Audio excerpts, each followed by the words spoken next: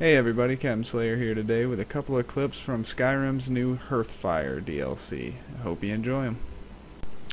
Alright, so this footage right here is basically just showing the plot of land that you receive when you first buy the place and showing you what you're going to be starting off with. You know, you got your chest, your workbench, all this good stuff, and they give you a couple crappy items to start with, but at least they don't leave you empty-handed. Now, this little area was the inside of my house as soon as you get the basic piece built. It's the very beginning, nothing special. All I put in was a cooking pot. The chest was already there by default. And yeah, I would totally live here all day, every day. Now, fair warning, you are going to spend a lot of time doing very stressful things like this. And buying a ton of logs from this guy, just like this. Doing some building, eh? I'll have them hauled over right away. Doing some building, eh? I'll have them hauled over right away. Doing some building, eh? I'll have them hauled over. And unless you're like an expert miner who knows where all the iron ore veins are, you're going to be paying this guy a lot of visits also. And you're going to be giving him a ton of money for everything he has iron. However, I really wouldn't recommend buying from his wife. She's kind of weird. Have you met my... And be careful with how much you carry, because apparently building a house brings problems with obesity, causing you to be unable to run. Also, my advice is be wary of giants who like to come up to your home and pay you a visit. And if you think your dragon buddy's going to help, you're out of luck.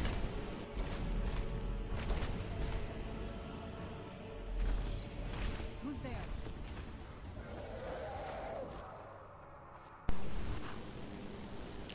But after you've managed to go and gather all your items and get a good bit of money together, it starts to pull together in a pretty cool thing. I mean, I've got the horse stable, the animal coop right here, which I've heard you get animals from your house, Carl, which I don't have. The little garden's probably my favorite feature because when you pick the plants, it actually stays and it'll grow back, so it's really good for alchemy. As you can see, you can also clear it away. And no, these plants aren't meant to be pretty. I just threw them down because it was all I had in my inventory. And then out to the back of the house, you've got all the items that you would need in a town, from your workbench to your anvil to your smelter. And the only reason that my house isn't more complete than what it is actually because the game glitched and I can no longer find any lumberjack to give me sawed wood. So if you are expecting a good time with sawed wood, I'm sorry. And right there is where the bedroom would be if I had it to put walls and a roof around it. Now let's take a look at the inside. So the inside, this is the main lobby you first walk into. It was that empty room. I know I've still got the workbenches in them. I haven't bothered taking them out of any rooms. There's not really much in here except for the fire pit. The main hall I really haven't decorated much. Still got the workbench too. Like I said, I've been trying to get that sawed wood more than anything. Then you got the kitchen, which is probably my favorite part of the house. I really like just messing around with all the cooking equipment. But it's not my absolute favorite. The absolute favorite would have to be the trophy room, which is actually right over here, and there's a giant dragon skull. There's actually 3 of them in here and 2 spriggans. It was just what I happened to have in my inventory, so I was able to prop those up to show off to all my virtual friends the beast that I have slayed.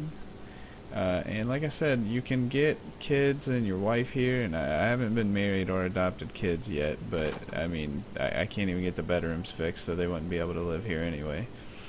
And we go down into the cellar, and it is so creepy I almost expect Slender Man to pop out. But either way, that's basically what Hearthfire looks like for you. It doesn't take too long to get into it, and it's not quite as expensive as most people would say. It's taken me maybe 5,000 to 10,000 gold to get my house to where it is now.